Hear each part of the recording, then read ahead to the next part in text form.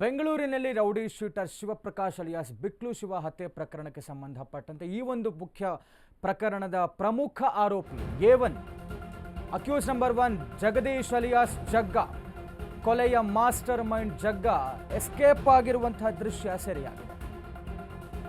ಕೊಲೆಯ mastermind ಜಗ್ಗ Shiva murder ಆಗಿ just 2 ಗಂಟೆಗಳಲ್ಲಿ ಜಗ್ಗ escape ಆಗಿದ್ದಾನೆ. ಬಿಕ್ಲು ಶಿವ ಕೊಲೆಯಾಗಿದ್ದು ರಾತ್ರಿ 8 ಗಂಟೆಯ ಸುಮಾರಿಗೆ. ರಾತ್ರಿ 10 ರಿಂದ 15 ನಿಮಿಷಕ್ಕೆ ತನ್ನ ಮನೆಯಿಂದ ಚೆನ್ನೈಗೆ ಪರಾರಿಯಾಗಿದ್ದಾನೆ ಜಗ್ಗ. ಜುಲೈ 15ರ ರಾತ್ರಿ ನಡೆದಿದ್ದಂತಹ ಬಿಕ್ಲು ಶಿವನ ಭೀಕರ ಹತ್ಯೆ. ಹೆಣ್ಣೂರಿನ ತನ್ನ ಅಪಾರ್ಟ್ಮೆಂಟ್ನಿಂದ ಎಸ್ಕೇಪ್ ಆಗಿದ್ದಾನೆ. ಕೊಲೆ ಆದಂತಹ 10 ರಿಂದ 15 ನಿಮಿಷಕ್ಕೆ ಲಿಫ್ಟ್ನಿಂದ ಇಳಿದು ತನ್ನ ಕಾರಿನಲ್ಲಿಯೇ ಜಗ್ಗ ಪರಾರಿಯಾಗಿದ್ದಾನೆ.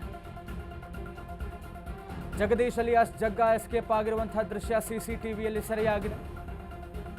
ರೌಡಿ ಶೂಟರ್ ಬಿಕ್ಲು ಶಿವ ಹತ್ಯೆ ಪ್ರಕರಣದ ಪ್ರಮುಖ ಕೊಲೆಯ ಮಾಸ್ಟರ್ ಮೈಂಡ್ ಜಗ್ಗ ಎಸ್ಕೇಪ್ ಆಗಿರುವಂತಹ ದೃಶ್ಯ ಸೆರೆಯಾಗಿದೆ. ಜುಲೈ 15ರ ರಾತ್ರಿ ಆತನ ಕೊಲೆಯಾಗುತ್ತೆ. ಆತನ ಕೊಲೆಯಾದಂಥ 10 ರಿಂದ 15 ನಿಮಿಷಕ್ಕೆ ಜಗ್ಗ ವಾಸಿಯಾಗಿದ್ದಂಥ ಹೆಣ್ಣೂರಿನ ಅಪಾರ್ಟ್ಮೆಂಟ್ನಿಂದ ಲಿಫ್ಟ್ನಲ್ಲಿ ಹೊರಡ್ತಾನೆ. ತನ್ನದೇ ಕಾರ್ನಲ್ಲಿ ಚೆನ್ನೈಯತ್ತ ಎಸ್ಕೇಪ್ ಆಗಿರುವಂತಹ ದೃಶ್ಯ ಸಿಸಿಟಿವಿಯಲ್ಲಿ ಸೆರೆಯಾಗಿದೆ. ಇನ್ನೂ ಕೂಡ ಆತನ ಸುಳಿವು ಪತ್ತೆ ಆಗಿಲ್ಲ, ತಲೆಮರೆಸ್ಕೊಂಡಿದ್ದಾನೆ ಅಂತ ಹೇಳಲಾಗ್ತಾ ಇದೆ. ಮತ್ತು ಈ ಮಧ್ಯದಲ್ಲಿ ಜಗ್ಗ ಚೆನ್ನೈನಿಂದ ದುಬೈಗೆ ಎಸ್ಕೇಪ್ ಆಗಿದ್ದಾನೆ ಅನ್ನುವಂಥ ರೀತಿಯಲ್ಲಿ ಕೂಡ ಹೇಳಲಾಗ್ತಾ ಇದೆ. ಬೆಂಗಳೂರಿನ ಪೊಲೀಸರು ಚೆನ್ನೈಗೆ ಹೋಗಿದ್ದಾರೆ ಹೆಚ್ಚಿನ ತನಿಖೆಗೆ. ಆತ ಏರ್ಪೋರ್ಟ್ನಿಂದ ಎಷ್ಟೊತ್ತಿಗೆ ಹೋದ, ಹೇಗೆ, ಎಲ್ಲವೂ ಕೂಡ ಪೊಲೀಸರು ಡೀಟೇಲ್ಸ್ ಕಲೆ ಹಾಕ್ತಾ ಇದ್ದಾರೆ. ಇದರ ಜೊತೆಗೆ ಆತ ಈ ಮಧ್ಯದಲ್ಲಿ ಬೇಲ್ ಅರ್ಜಿಗೂ ಕೂಡ ಅಪ್ಲೈ ಮಾಡಿದ್ದ. ಜಗದೀಶ್ ಶಾಸಕ ಬೈರತಿ ಬಸವರಾಜ್ ಜೊತೆ ಅತ್ಯಾಪ್ತ ಬಳಗದಲ್ಲಿ ಗುರುತಿಸಿಕೊಂಡಿರುವಂತಹ ರೌಡಿ ಶೀಟರ್ ಜಗದೀಶ್ ಅಲಿಯಾಸ್ ಜಗ್ಗ ಈ ಒಂದು ಪ್ರಕರಣದ ಅಕ್ಯೂಸ್ ನಂಬರ್ 1 ಪ್ರಮುಖ ಆರೋಪಿ. ಆತ ಎಸ್ಕೇಪ್ ಆಗಿರುವಂತಹ ದೃಶ್ಯ ಇದೀಗ ಸಿಸಿಟಿವಿಯಲ್ಲಿ ಸರಿಯಾಗಿದೆ. ಆತನ ಹೆಣ್ಣೂರಿನಲ್ಲಿರುವಂತಹ ಆತನ ಅಪಾರ್ಟ್ಮೆಂಟ್ ಕೊಲೆಯಾದಂಥ 10 ರಿಂದ 15 ನಿಮಿಷಕ್ಕೆ ಲಿಫ್ಟ್ನಲ್ಲಿ ಮನೆಯಿಂದ ಚೆನ್ನೈಗೆ ತನ್ನ ಕಾರ್ನಲ್ಲಿ ಹೊರಡ್ತಾ ಇರುವಂತಹ ದೃಶ್ಯ ಸರಿಯಾಗಿರುವಂಥದ್ದು ಇದೀಗ ಲಭ್ಯ ಆಗಿದೆ ದೃಶ್ಯಾವಳಿಗಳು.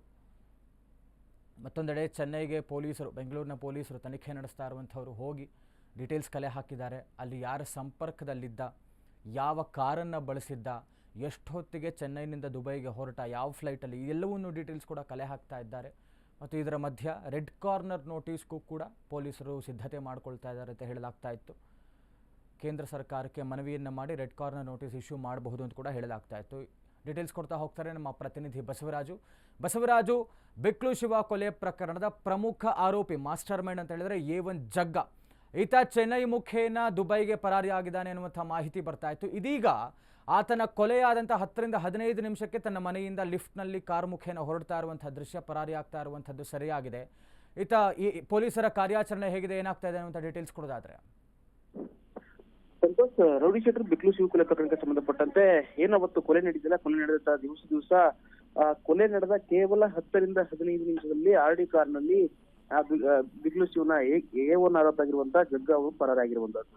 ಪ್ರಮುಖವಾಗಿ ಅವತ್ತು ಹುಡುಗರ ಜೊತೆ ಅವರು ಏನ್ ಕೊಲೆ ಆರೋಪ ಜೊತೆ ಹೋಟೆಲ್ ಅಲ್ಲಿ ಮೀಟಿಂಗ್ ಅನ್ನ ಮಾಡ್ತಾರೆ. ಮೀಟಿಂಗ್ ಆದ ನಂತರವಾಗಿ ಬಿಕ್ಲು ಶಿವನ್ನ ಹೊಡೆದು ಬನ್ನಿ ಅಂತೇಳಿ ಅವ್ರಿಗೆ ಸಂದೇಶವನ್ನು ನೀಡ್ತಾರೆ. ಸಂದೇಶ ನೀಡಿದ ಬಳಿಕವಾಗಿ ಇವನು ಹೆಣ್ಣೂರಿನ ಒಂದು ಅಪಾರ್ಟ್ಮೆಂಟ್ ಅಲ್ಲಿ ಇರ್ತಾನೆ. ಅಪಾರ್ಟ್ಮೆಂಟ್ ನಲ್ಲಿ ಕೊಲೆ ಆಗಿದೆ ಅನ್ನುವಂತ ಮಾಹಿತಿ ಸಿಕ್ಕ ಬಳಿಕ ಇವನನ್ನು ಕೂಡ ಆರೋಪಿ ಮಾಡ್ತಾರೆ, ನನ್ನನ್ನು ಕೂಡ ಆರೋಪಿ ಮಾಡ್ತಾರೆ. ಇದರಲ್ಲಿ ನನ್ನ ಕೈವಾಡವೂ ಕೂಡ ಇರೋದ್ರಿಂದಾಗಿ ನಾನು ಅರೆಸ್ಟ್ ಆಗ್ಬಾರ್ದು ಅನ್ನುವಂತ ನಿಟ್ಟಲ್ಲಿ ತಾನು ಇಮಿಡಿಯೇಟ್ ಆಗಿ ಪರಾರಿ ಆಗಿರುವಂತದ್ದು. ಅಲ್ಲಿಂದ ಸೀದಾ ಚೆನ್ನೈಗೆ ಹೋಗಿದ್ದಾನೆ ಅನ್ನೋಂತ ಮಾಹಿತಿ ಸಿಗ್ತಾ ಇರುವಂತದ್ದು. ಚೆನ್ನೈ ಮೂಲಕ ದುಬೈಗೆ ಪರಾರಿ ಆಗಿದ್ದಾನೆ ಅಂತದ್ದು ಕೂಡ ಈಗಾಗಲೇ ಡೀಟೇಲ್ಸ್ ಸಿಗ್ತಾ ಇರುವಂತದ್ದು. ಪ್ರಮುಖವಾಗಿ ಈಗಾಗಲೇ ಕೂಡ ಪೊಲೀಸರು ಅವನ ಕಾರ್ಯಾಚರಣೆಗೋಸ್ಕರ ಅವನನ್ನ ಹಿಡಿಯಬೇಕನ್ನೋಸ್ಕರವಾಗಿ ಈಗಾಗಲೇ ರೆಡ್ ಕಾರ್ನರ್ ನೋಟಿಸ್ ಅನ್ನು ಹೊರತಕ್ಕೆ ಎಲ್ಲಾ ರೀತಿಯ ಸಿದ್ಧತೆಗಳನ್ನ ಕೂಡ ಮಾಡ್ಕೊಂಡಿರುವಂತದ್ದು.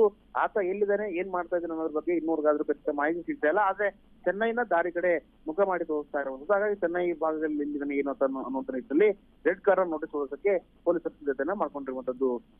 Santosh. Yes, thank you Basavaraju. ಎಲ್ಲೋ ಒಂದು ಕಡೆ ಈ ಬಿಕ್ಲು ಶಿವ ಇಷ್ಟೊಂದು ಪ್ರಕರಣದ ಆರೋಪಿಯಲ್ಲಿ A1 ಆಗಿರುವಂತಹ ಜಗ್ಗ ಈ ಶಾಸಕರ ಒಂದು ಅತ್ಯಾಪ್ತ ಬಳಗದಲ್ಲಿ ಗುರುತಿಸ್ಕೊಂಡಿರುವಂತಹ ಕಾರಣಕ್ಕೆ ಎಲ್ಲೋ ಒಂದು ಕಡೆ ಈ ರೀತಿಯಾಗಿ ಪ್ರಭಾವ ಬೀರ್ತಾ ಇರುವಂಥದ್ದ. ಆತ ಪ್ರತಿ ಸರ್ತಿ ಶಾಸಕರು ಕಾಪಾಡಿದ್ರು, ಇಲ್ಲ ಒಂದು ಕಡೆ ಅದೇ ಪ್ರಭಾವವನ್ನು ಬಳಸ್ಕೊಂಡು ಏನಾದರೂ ಬೇರೆ ಕಡೆಗೆ ಹಾರ್ಬಿಟ್ನ ಅಷ್ಟರಲ್ಲಿ ಇನ್ನೂ ತನಿಖೆ ಆರಂಭ ಆಗೋಷ್ಟರಲ್ಲಿ ಅನ್ನುವಂಥ ಸಂಶಯ ಮೂಡ್ತಾ ಇದೆಯಲ್ವಾ?